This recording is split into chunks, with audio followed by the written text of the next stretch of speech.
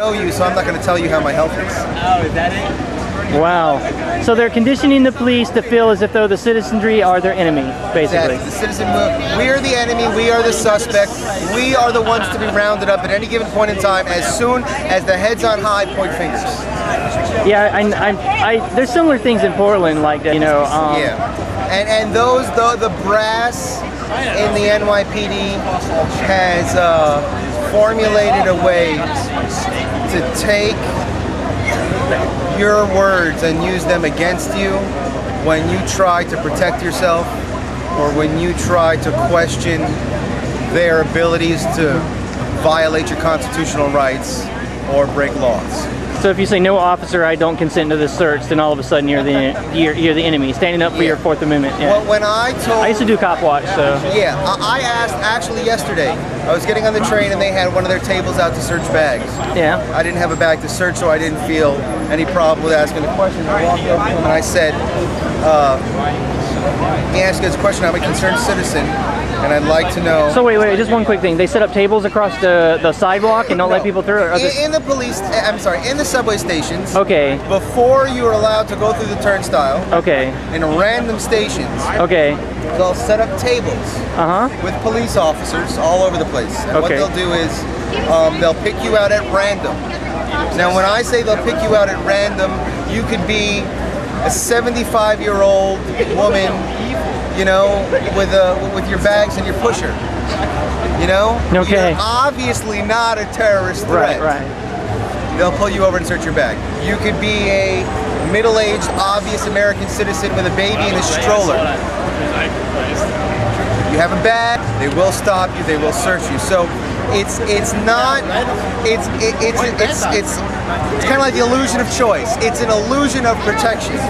The idea is to condition the public to willingly accept the terms and conditions of the random bag search so that they can get away with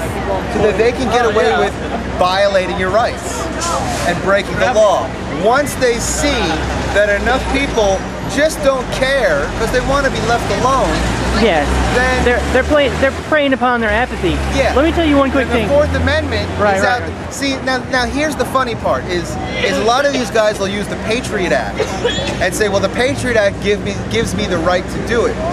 The problem is people know that there are a certain amount of cities in this country that have written laws that say you can enforce sections of the Patriot Act that infringe on an individual's constitutional rights. Right. There's like over 800 cities.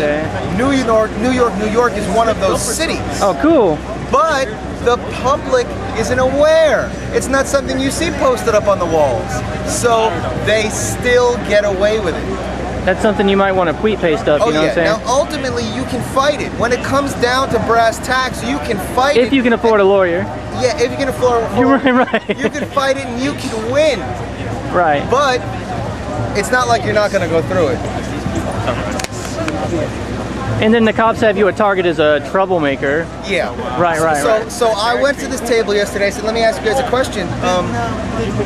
What do you say when I say there are constitutional laws, rights that say you can't do what you're doing to me without warrant? Yeah, without somebody to swear by oath or affirmation that the specific thing to be searched and the person to be seized. Yes, I mean that's somebody willing to swear in court that you've done something illegal before they can actually search you. That's the Fourth Amendment. So the brass's answer to that question immediately was, why don't you tell me what I should do before I tell you what to do?